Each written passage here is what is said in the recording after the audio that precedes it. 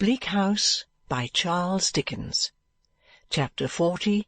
National and Domestic. England has been in a dreadful state for some weeks. Lord Coodle would go out, Sir Thomas Doodle wouldn't come in, and there being nobody in Great Britain to speak of except Coodle and Doodle, there has been no government.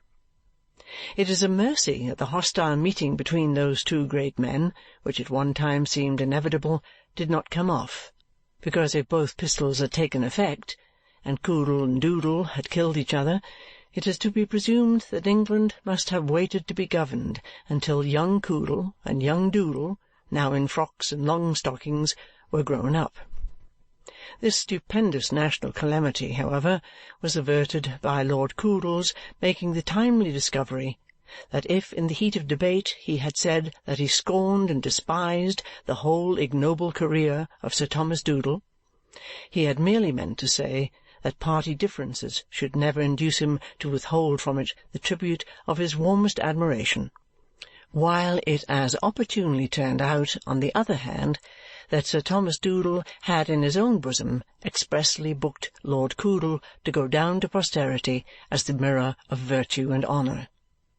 Still, England has been some weeks in the dismal strait of having no pilot, as was well observed by Sir Leicester Dedlock, to weather the storm, and the marvellous part of the matter is that England does not appear to care very much about it, but has gone on eating and drinking and marrying and giving in marriage as the old world did in the days before the flood.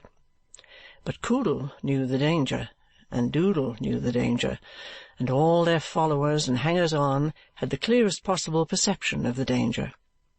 At last Sir Thomas Doodle has not only condescended to come in, but has done it handsomely, bringing in with him all his nephews, all his male cousins, and all his brothers-in-law, so there is hope for the old ship yet.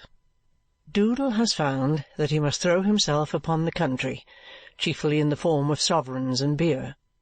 In this metamorphosed state he is available in a good many places simultaneously, and can throw himself upon a considerable portion of the country at one time. Britannia being much occupied in pocketing Doodle in the form of sovereigns and swallowing Doodle in the form of beer, and in swearing herself black in the face that she does neither, plainly to the advancement of her glory and morality, the London season comes to a sudden end, through all the Doodleites and Coodleites dispersing to assist Britannia in those religious exercises. Hence Mrs. Rouncewell, housekeeper at Chesney, Wold, foresees, though no instructions have yet come down, that the family may shortly be expected, together with a pretty large accession of cousins and others who can in any way assist the great constitutional work. And hence the stately old dame, taking time by the forelock, leads him up and down the staircases, and along the galleries and passages, and through the rooms, to witness before he grows any older that everything is ready, that floors are rubbed bright, carpets spread, curtains shaked out, beds puffed and patted, still room and kitchen cleared for action, all things prepared as beseems the Dedlock dignity. This present summer evening, as the sun goes down, the preparations are complete. Dreary and solemn the old house looks, with so many appliances of habitation, and with no inhabitants except the pictured forms upon the walls. So did these come and go. A Dedlock in possession might have ruminated passing along. So did they see this gallery hushed and quiet, as I see it now. So think, as I think, of the gap that they would make in this domain when they were gone. So find it, as I find it, difficult to believe that it could be without them.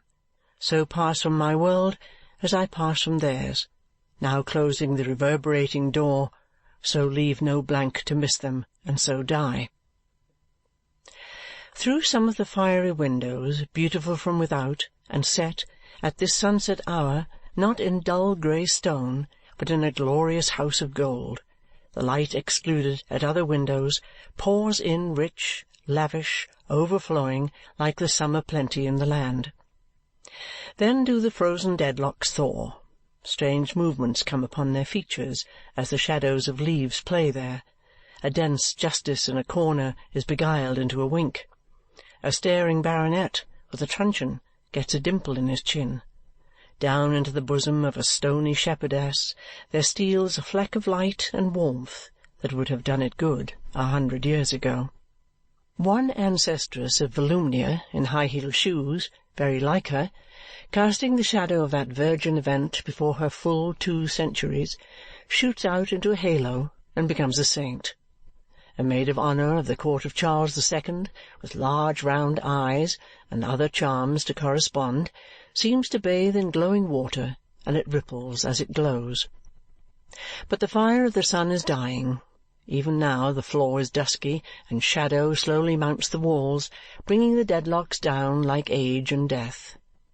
And now, upon my Lady's picture over the great chimney-piece, a weird shade falls from some old tree that turns it pale and flutters it, and looks as if a great arm held a veil or hood, watching an opportunity to draw it over her. Higher and darker rises shadow on the wall, now a red gloom on the ceiling, now the fire is out. All that prospect, which from the terrace looked so near, has moved solemnly away and changed. Not the first nor the last of beautiful things that look so near and will so change, into a distant phantom. Light mists arise, and the dew falls, and all the sweet scents in the garden are heavy in the air. Now the woods settle into great masses, as if they were each one profound tree, and now the moon rises to separate them, and to glimmer here and there in horizontal lines between their stems, and to make the avenue a pavement of light among high cathedral arches fantastically broken. Now the moon is high, and the great house, needing habitation more than ever, is like a body without life. Now it is even awful, stealing through it, to think of the live people who have slept in the solitary bedrooms, to say nothing of the dead. Now is the time for shadow, when every corner is a cavern and every downward step a pit, when the stained glass is reflected in pale and faded hues upon the floors, when anything and everything can be made of the heavy staircase beams, excepting their own proper shapes, when the armour has dull lights upon it not easily to be distinguished from stealthy movement, and when barred helmets are frightfully suggestive of heads inside. But of all the shadows in Chesney Wold, the shadow in the long drawing-room, upon my Lady's picture, is the first to come, the last to be disturbed. At this hour, and by this light, it changes into threatening hands raised up and menacing the handsome face with every breath that stirs. "She's not well, ma'am," says a groom in Mrs. Rouncewell's audience-chamber. "My Lady not well? What's the matter?" "Why, my Lady's been but poorly, ma'am, since she was last here. I don't mean with the family, ma'am, but when she was here as a bird of passage like. My Lady's not been out much for her, and has kept her room a good deal." "Chesney Wold, Thomas," rejoins the housekeeper with proud complacency, "will set my Lady up. There's no finer air and no healthier soil in the world." Thomas may have had his own personal opinions on this subject, probably hints them in his manner of smoothing his sleek head from the nape of his neck to his temples, but he forbears to express them further, and retires to the servants' hall to regale on cold meat-pie and ale. This groom is the pilot-fish before the nobler shark. Next evening down come Sir Leicester and my Lady with their largest retinue, and down come the cousins and others from all points of the compass. Thenceforth, for some weeks, backward and forward rush mysterious men with no names, who fly about all those particular parts of the country on which Doodle is at present throwing himself in an auriferous and malty shower, but who are merely persons of a restless disposition and never do anything anywhere. On these national occasions Sir Leicester finds the cousins useful. A better man than the Honourable Bob Stables to meet the hunt at dinner there could not possibly be. Better got-up gentlemen than the other cousins to ride over to polling booths and hustings here and there and show themselves on the side of England, it would be hard to find. Volumnia is a little dim, but she is of the true descent, and there are many who appreciate her sprightly conversation, her French conundrums, so old as to have been in the cycles of time almost new again, the honour of taking the fair Dedlock in to dinner, or even the privilege of her hand in the dance. On these national occasions dancing may be a patriotic service, and Volumnia is constantly seen hopping about for the good of an ungrateful and unpensioning country. My Lady takes no great pains to entertain the numerous guests, and being still unwell, rarely appears until late in the day. But at all the dismal dinners, leaden lunches, basilisk balls, and other melancholy pageants, her mere appearance is a relief. As to Sir Leicester, he conceives it utterly impossible that anything can be wanting, in any direction, by any one who has the good fortune to be received under that roof, and in a state of sublime satisfaction he moves among the company a magnificent refrigerator. Daily the cousins trot through dust and canter over roadside turf, away to hustings and polling booths, with leather gloves and hunting whips for the counties, and kid gloves and riding canes for the boroughs, and daily bring back reports, on which Sir Leicester holds forth after dinner. Daily the restless men, who have no occupation in life, present the appearance of being rather busy. Daily Volumnia has a little cousinly talk with Sir Leicester on the state of the nation, from which Sir Leicester is disposed to conclude that Volumnia is a more reflecting woman than he had thought her. "How are we getting on?" says Miss Volumnia, clasping her hands. "Are we safe?" The mighty business is nearly over by this time, and Doodle will throw himself off the country in a few days more. Sir Leicester has just appeared in the long drawing-room after dinner, a bright particular star surrounded by clouds of cousins. "Volumnia," replies Sir Leicester, who has a list in his hand, "we are doing tolerably." "Only tolerably?" Although it is summer weather, Sir Leicester always has his own particular fire in the evening. He takes his usual screened seat near it, and repeats with much firmness and a little displeasure, as who should say, I am not a common man, and when I say tolerably, it must not be understood as a common expression. "Volumnia, we are doing tolerably. At least there's no opposition to you," Volumnia asserts with confidence.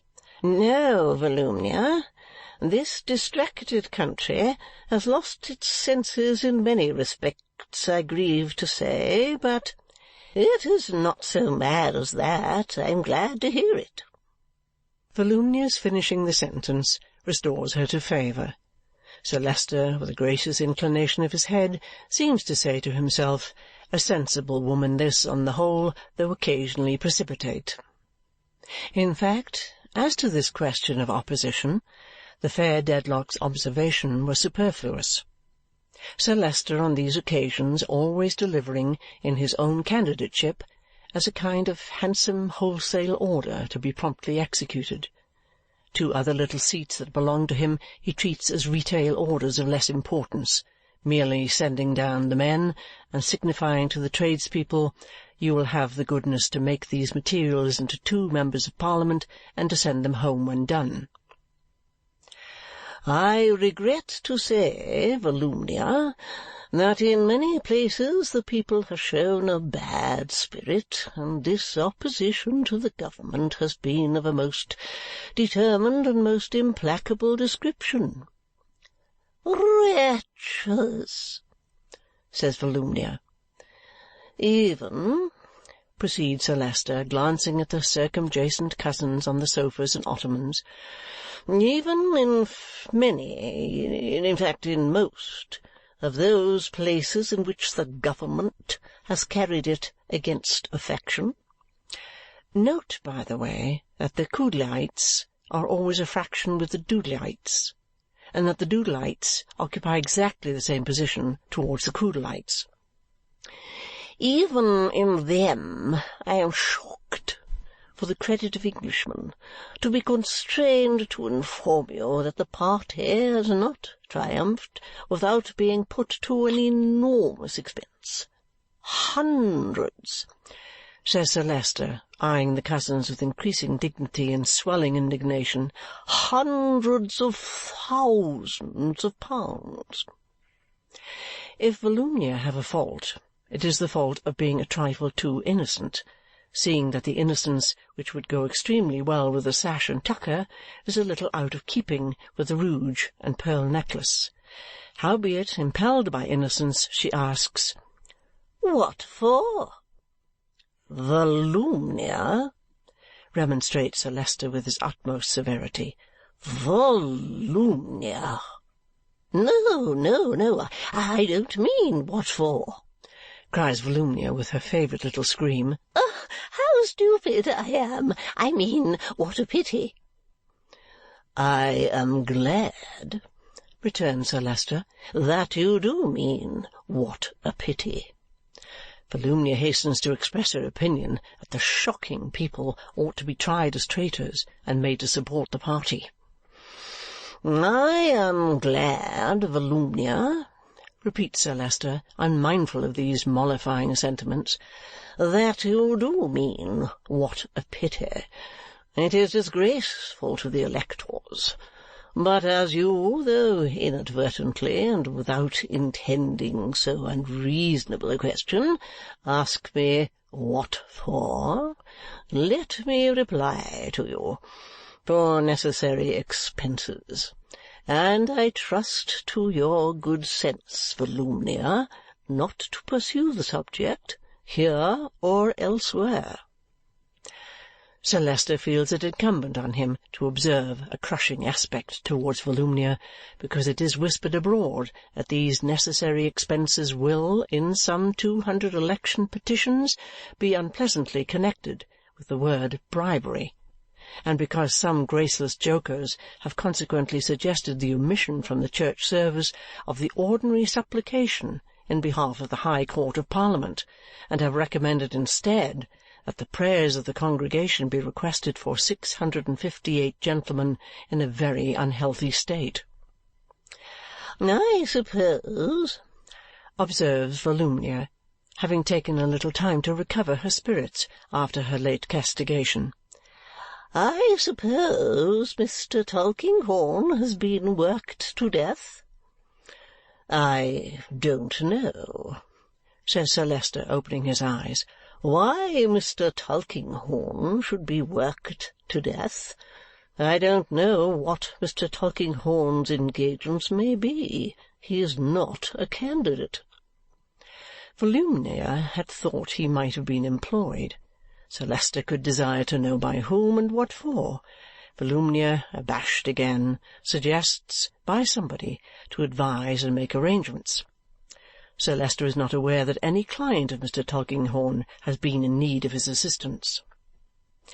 Lady Dedlock, seated at an open window with her arm upon its cushioned ledge and looking out at the evening shadows falling on the park, has seemed to attend since the lawyer's name was mentioned. A languid cousin, with a moustache in a state of extreme debility, now observes from his couch that man told him yes'day that Tulkinghorn had gone down to that iron place to give legal opinion about something, and that contest being over to-day, 'twould be highly jolly thing if Tulkinghorn should pair with news that Coodle-man was floored. Mercury in attendance with coffee informs Sir Leicester hereupon that Mr. Tulkinghorn has arrived and is taking dinner. My Lady turns her head inward for the moment, and looks out again as before. Volumnia is charmed to hear that her delight is come. He is so original, such a stolid creature, such an immense being for knowing all sorts of things and never telling them. Volumnia is persuaded that he must be a Freemason, is sure he is at the head of a lodge, and wears short aprons, and is made a perfect idol of with candlesticks and trowels. These lively remarks the fair Dedlock delivers in her youthful manner while making a purse. "He has not been here once," she adds, "since I came, I really had some thoughts of breaking my heart for the inconstant creature. I had almost made up my mind that he was dead." It may be the gathering gloom of evening, or it may be the darker gloom within herself, but a shade is on my Lady's face, as if she thought, "I would he were." "Mr. Tulkinghorn," says Sir Leicester, "is always welcome here, and always discreet wheresoever he is. A very valuable person, and deservedly respected." The debilitated cousin supposes he is enormously rich, Fleur. "He has a stake in the country," says Sir Leicester, "I have no doubt. He is, of course, handsomely paid, and he associates almost on a footing of equality with the highest society." Everybody starts, for a gun is fired close by. "Good gracious! What's that?"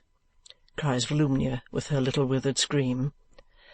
"A rat," says my Lady, "and they have shot him." Enter Mr. Tulkinghorn, followed by Mercuries with lamps and candles. "No, no," says Sir Leicester, "I think not. My Lady, do you object to the twilight?" On the contrary, my Lady prefers it. "Volumnia?" Oh, nothing is so delicious to Volumnia as to sit and talk in the dark. "Then take them away," says Sir Leicester. "Tulkinghorn, I beg your pardon. How do you do?" Mr. Tulkinghorn, with his usual leisurely ease, advances, renders his passing homage to my Lady, shakes Sir Leicester's hand, and subsides into the chair proper to him when he has anything to communicate, on the opposite side of the baronet's little newspaper table. Sir Leicester is apprehensive that my Lady, not being very well, will take cold at that open window. My Lady is obliged to him, but would rather sit there for the air. Sir Leicester rises, adjusts her scarf about her, and returns to his seat. Mr. Tulkinghorn in the meanwhile takes a pinch of snuff. "Now," says Sir Leicester, "how has that contest gone?" "Oh, hollow from the beginning. Not a chance. They have brought in both their people. You are beaten out of all reason. 3-1. It is a part of Mr. Tulkinghorn's policy and mastery to have no political opinions indeed. No opinions. Therefore he says, "You are beaten," and not "we." Sir Leicester is majestically wroth. Volumnia never heard of such a thing. The debilitated cousin holds that it's sort of thing that's sure tappens, slongs, votes given mob. "It's the place, you know," Mr. Tulkinghorn goes on to say in the fast increasing darkness when there is silence again, "where they wanted to put up Mrs. Rouncewell's son." "A proposal which, as you correctly informed me at the time, he had the becoming taste and perception," observes Sir Leicester, "to decline. I cannot say that I by any means approve of the sentiments expressed by Mr. Rouncewell when he was here for some half-hour in this room, but there was a sense of propriety in his decision which I am glad to acknowledge." "Ha!" says Mr. Tulkinghorn. "It did not prevent him from being very active in this election, though." Sir Leicester is distinctly heard to gasp before speaking. "Did I understand you? Did you say that Mr. Rouncewell had been very active in this election?" "Uncommonly active." "Against?" "Oh, dear, yes, against you. He is a very good speaker, plain and emphatic. He made a damaging effect, and has great influence. In the business part of the proceedings he carried all before him." It is evident to the whole company, though nobody can see him, that Sir Leicester is staring majestically. "And he was much assisted," says Mr. Tulkinghorn as a wind-up. "By his son." "By his son, sir?" repeats Sir Leicester with awful politeness. "By his son." "The son who wished to marry the young woman in my Lady's service?" "That son. He has but one." "Then, upon my honour," says Sir Leicester after a terrific pause, during which he has been heard to snort and felt to stare, "then, upon my honour, upon my life, upon my reputation and principles, the floodgates of society are burst open, and the waters have obliterated the landmarks of the framework of the cohesion by which these things are held together." General burst of cousinly indignation. Volumnia thinks it is really high time, you know, for somebody in power to step in and do something strong. Debilitated cousins think country's going devil steeplechase pace. "I beg," says Sir Leicester in a breathless condition, "that we may not comment further on this circumstance. Comment is superfluous. My Lady, let me suggest in reference to that young woman—" "I have no intention," observes my Lady from her window in a low but decided tone, "of parting with her." "That was not my meaning," returns Sir Leicester. "I am glad to hear you say so. I would suggest that as you think her worthy of your patronage, you should exert your influence to keep her from these dangerous hands. You might show her what violence would be done in such association to her duties and principles, and you might preserve her for a better fate. You might point out to her that she probably would, in good time, find a husband at Chesney, Wold, by whom she would not be," Sir Leicester adds, after a moment's consideration, "dragged from the altars of her forefathers." These remarks he offers with his unvarying politeness and deference when he addresses himself to his wife. She merely moves her head in reply. The moon is rising, and where she sits there is a little stream of cold pale light in which her head is seen. "It is worthy of remark," says Mr. Tulkinghorn, "however, that these people are, in their way, very proud." "Proud?" Sir Leicester doubts his hearing. "I should not be surprised if they all voluntarily abandoned the girl. Yes, lover and all, instead of her abandoning them, supposing she remained at Chesney Wold under such circumstances." "Well," says Sir Leicester tremulously, "well, you should know, Mr. Tulkinghorn. You have been among them." "Really, Sir Leicester," returns the lawyer, "I state the fact. Why, I could tell you a story, with Lady Dedlock's permission." Her head concedes it, and Volumnia is enchanted. A story. Oh, he is going to tell something at last. A ghost in it, Volumnia hopes. "No. Real flesh and blood." Mr. Tulkinghorn stops for an instant and repeats with some little emphasis grafted upon his usual monotony, "Real flesh and blood, Miss Dedlock. Sir Leicester, these particulars have only lately become known to me. They are very brief. They exemplify what I have said. I suppress names for the present. Lady Dedlock will not think me ill-bred, I hope." By the light of the fire, which is low, he can be seen looking towards the moonlight. By the light of the moon Lady Dedlock can be seen perfectly still. A townsman of this Mrs. Rouncewell, a man in exactly parallel circumstances, as I am told, had the good fortune to have a daughter who attracted the notice of a great lady. I speak of really a great lady, not merely great to him, but married to a gentleman of your condition, Sir Leicester." Sir Leicester condescendingly says, "Yes, Mr. Tulkinghorn," implying that then she must have appeared of very considerable moral dimensions indeed in the eyes of an ironmaster. "The lady was wealthy and beautiful, and had a liking for the girl, and treated her with great kindness, and kept her always near her. Now this lady preserved a secret, under all her greatness, which she had preserved for many years. In fact, she had in early life been engaged to marry a young rake.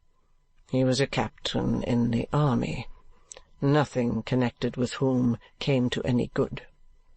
She never did marry him, but she gave birth to a child, of which he was the father." By the light of the fire he can be seen looking towards the moonlight.